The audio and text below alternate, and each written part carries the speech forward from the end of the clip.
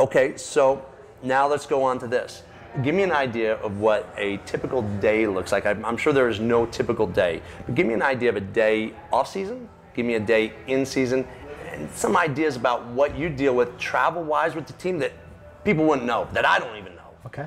So I'll give you 2 days in season. So we'll go game day, non-game day.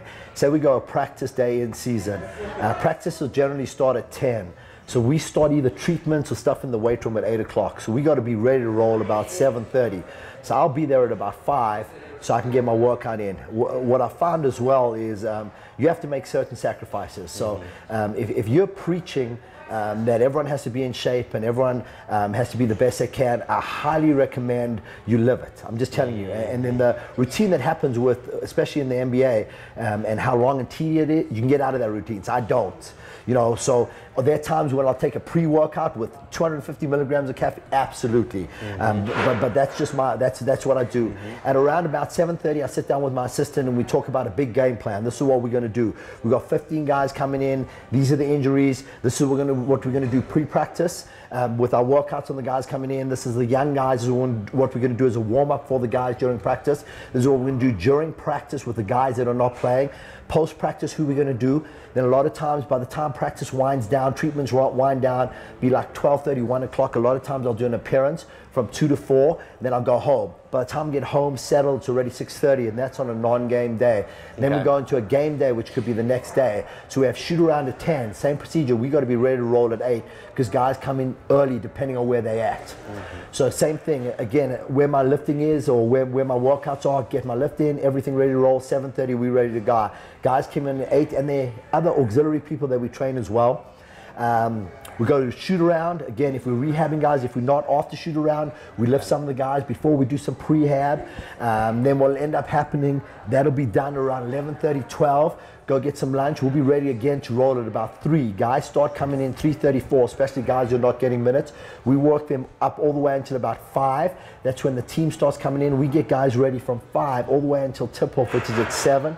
Then we're in a game. We're at it now. So you better be ready to get these guys popped. So, you know, something happens, we're getting them going. Sometimes the game goes until 10, no, it'll go about 9:30. Done with the game. A lot of times go back, make sure we replenish the glycogen store. Some guys we do some extra conditioning with. This rolls in. Now we may have to fly out that night and play another game the next day.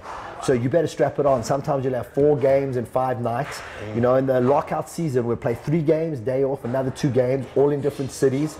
So it's like there are times where you just got to make sacrifices. But here's the thing, it's exactly what I told you before. If you've set a premise where I'm going to be the energy guy and I'm going to bring it every day, better strap it on, because I'm telling you, by month 5, when you get home, you didn't even play, and you lay on the couch and you can't move, it's like you better just stay with it. And that's what people don't really understand. A lot of times you cannot allow what people will perceive as a grind to pull you down. You just got to keep going the whole time. Yeah, you just keep your blinders on and get it done. Keep grinding away. And Lauren, you do, again, I'm going to reiterate the great job you do here, because again, I'm so blessed. I've been with this unbelievable organization, but I'm hired by the organization. And the great thing is I take huge pride in what I do.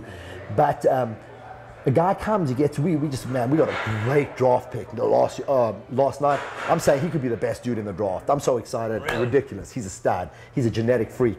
6'5", 6'9", dude, a freak. I'm so excited. But anyway, but so these guys roll with me, and they're required to do certain things. Now, I'm not a huge believer in negative feedback. So if they don't, I take the onus upon myself to make them understand why it is we're trying to do what we're doing. I don't like to fine them. I just don't want to create that premise. They need to be accountable for what they're doing, and I have to try and sell that. But you have to resell to people who don't necessarily want to do this, and they got to keep coming back. And you have a ton of professional athletes, and I'm just telling you, I've worked with professional athletes, love them. A lot of times they want things for free. So you do an amazing job. And people get too enamored with the fact that I just want to work with professional athletes. Understand what it is you're doing with professional athletes. The great thing about professional athletes, as you know, they have much better compensation patterns. So it allows us more room to mess them up. But go get an 80-year-old who's had a stroke and try work with them. Now that is unbelievable work. You get slight dorsiflexion, but we get so messed up in this hype. We get on YouTube and we take pictures out. We're like, we're going to apply that to our workout. Apply what? You got to have a thought process. So you got to take a step back, and especially with a pro athlete, just understand what it is you're getting yourself into.